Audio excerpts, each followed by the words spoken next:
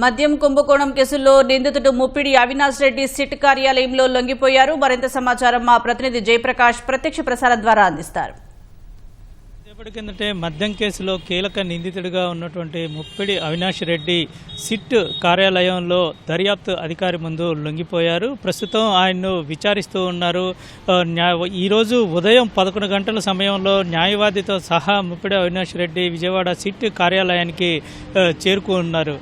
అయితే ఇందులో చాలా కీలకంగా వ్యవహరించారని ఇప్పటి వరకు సిట్ చేసిన దర్యాప్తులో తేలింది. A1 నిందితుడిగా ఉన్న రాజ్ కసిరెడ్డికి అత్యంత సమీప బంధువుడుగా అవినాష్ రెడ్డి ఉన్నారు. అయితే ఆయన నుంచి తీసుకున్నటువంటి ఆదేశాల మేరకు మద్యం ముడుపుల ద్వారా వచ్చినటువంటి నగదును కొన్ని షెల్ కంపెనీల ద్వారా విదేశాలకు తరలించారు. ఆ విదేశాలకు తరలించే ప్రక్రియలో చాలా కీలకంగా వ్యవహరించారని ప్రస్తుతం సిట్ గుర్తించింది. గతంలో కూడా పలుసార్లు పలు రిమాండ్ రిపోర్టుల్లో అవినాష్ రెడ్డి పేర్కొంది. ఈ నేపథ్యంలోనే A7గా ఈ కేసులో అవినాష్ రెడ్డిని ఉంచారు. అయితే కేసు నమోదైన కొద్ది రోజుల తర్వాత అవినాష్ రెడ్డి విదేశాలకు వెళ్ళిపోయారు. అక్కడ నుంచి పలు దేశాలు తిరిగినట్టు తెలుస్తుంది. ప్రస్తుతం ఆయన శ్రీలంకలో ఉన్నట్లు ఇటీవల ఈ నెల 24వ తేదీన సుప్రీంకోర్టు విచారణలో సందర్భంగా ఆయన తరపు న్యాయవాది కోర్టుకి తెలిపారు. ఈ నెల 24న సుప్రీంకోర్టు కీలకమైనటువంటి ఉత్తర్వులు జారీ చేసింది. ఎట్టి పరిస్థితుల్లో ఇంతటి కీలకమైన కేసుల్లో నిందితుడిగా ఉన్నటువంటి వ్యక్తికి ముందస్తు బెయిల్ ఇవ్వటం సమంజసం కాదు అని పేర్కొనడంతో పాటుగా ఎంతకాలం నుంచి అవినాష్ రెడ్డి విదేశాల్లో ఉన్నారని తెలుపగా సుమారు ఏడాది కాలం అని ఆయన తరపు న్యాయవాది సమాధానం ఇచ్చారు. ఏడాది కాలంగా ఎందుకు ఉంటున్నారు, ఎందుకు స్పందించట్లేదు అని తెలిపారు. ఖచ్చితంగా అంటే ఆయన అరెస్ట్ చేసే అవకాశం ఉంది, కనీసం కొద్ది రోజులు సమయమైనా ఇవ్వాలని కోరగా ఎట్టి పరిస్థితుల్లో అరెస్టు చేసుకోనివ్వండి అని ఇటు సుప్రీంకోర్టు వ్యాఖ్యలు చేసింది. ఇటీవల ఇచ్చినటువంటి ఆదేశాల ప్రకారంగా ఈ నెల 26వ తేదీ లోపు దర్యాప్తు అధికారి ముందు లొంగిపోవాలని కీలకమైన ఆదేశాల్లో భాగంగానే ఈరోజు ఉదయం 10 గంటల సమయంలో వచ్చారు. ఆయన నుంచి కొన్ని కీలక విషయాలు రాబడుతూ ఉన్నారు. అసలు రాజ్ కసిరెడ్డి ఎటువంటి ఆదేశాలు ముప్పిడి అవినాష్ రెడ్డికి ఇచ్చారు, ఎప్పుడెప్పుడు ఆదేశాలు ఇచ్చారు, నగదు ఏ విధంగా ముడుపుల నగదు ఏ విధంగా బదిలీ చేయాలని తెలిపారు, ఎన్ని షెల్ కంపెనీలను అవినాష్ రెడ్డి ద్వారా నగదు తరలింపుకి వినియోగించారు, ఎక్కడెక్కడికి తరలించారు, అంటే కేవలం షెల్ కంపెనీల ద్వారా తరలించారా లేదంటే హవాలా మార్గంలో అవినాష్ రెడ్డి ఏమైనా తరలించాడా అనే విషయాలు కూడా కీలకంగా తెలుసుకునే పనిలో ఉన్నారు. మరోవైపు విదేశాల్లో ఉన్నటువంటి అవినాష్ రెడ్డి వీటికి సంబంధించినటువంటి ఆధారాలు పైన కొంత ప్రభావితం చేసే అవకాశం ఉందని ఇటీవల రాజ్ కసిరెడ్డి బెయిల్ నిమిత్తంలో బెయిల్ విచారణలో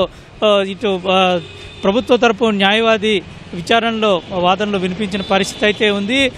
ఒక ప్రధానంగా రాజ్ కసిరెడ్డికి బెయిల్ రాకపోవడంలో కూడా ఈ ముప్పిడి అవినాష్ రెడ్డి ఇప్పటి వరకు రాకపోవటం, ఇండియాకి రాకపోవటం, పోలీసులు ఎదుట విచారణకు హాజరు కాకపోవటం ప్రధాన కారణంగా చెప్పుకోవచ్చు. ఎందుకంటే ఇప్పటికే ఈ కేసులో ఛార్జ్షీట్ చేసిన నేపథ్యంలో నిందితులకి ముందస్తు బెయిల్ ఇవ్వవచ్చు, అదేవిధంగా బెయిల్ ఇవ్వాలనేటువంటి విషయాన్ని ఇటు కోర్టు దృష్టికి తీసుకువెళ్లారు. అయితే ఇప్పటి వరకు సమాచారం ఉన్నంత వరకు 3,200 కోట్ల నుంచి 3,500 కోట్ల రూపాయల మేర నగదుని ముడుపుల ద్వారా చేసుకొని వివిధ రకాలుగా వాటిని విదేశాలకు మళ్లించి అంతిమ లబ్ధిదారునికి చేర్చారని ప్రాథమికంగా నిర్ధారించడంతో పాటు పలు సాక్ష్యాలను కూడా సిట్ సేకరించింది. పలువురు నిందితులకు సంబంధించిన ఆస్తులను ఇటీవల జప్తు చేసేందుకు ఆ పిటిషన్లలో కోర్టు నుంచి కొంత డైరెక్షన్స్ కూడా తీసుకున్న పరిస్థితి ఉంది. మరికొంత సీజ్ చేసేందుకు అనుమతుల కోసం ఇంకా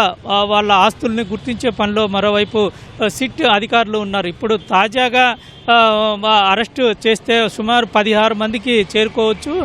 మొదట 12 మంది నిందితుల్ని అరెస్టు చేసిన తర్వాత అనిల్ చోక్రా, రోనక్ కుమార్ని అరెస్ట్ చేశారు. ఇటీవల చూసుకున్నట్లయితే వాసుదేవరెడ్డి గతంలో ఎండి బెవరేజెస్గా ఉన్నటువంటి వాసుదేవరెడ్డిని కూడా అరెస్టు చేశారు. ప్రస్తుతం ఆయన గుంటూరు జిల్లా జైల్లో జ్యుడిషియల్ రిమాండ్లో ఉన్నారు.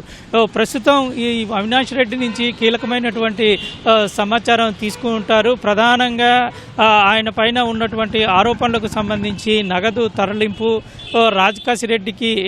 రాజకాశిరెడ్డి నుంచి ఎటువంటి ఆదేశాలు స్వీకరించారు, ఏ విధంగా వాటిని అమలుపరిచారు, అదేవిధంగా ఎవరెవరితోటి అవినాష్ రెడ్డి కాంటాక్ట్లో ఉన్నారు అనే విషయాల్లోని ఇటు వెలికి తీసే పనిలో ఉన్నారు.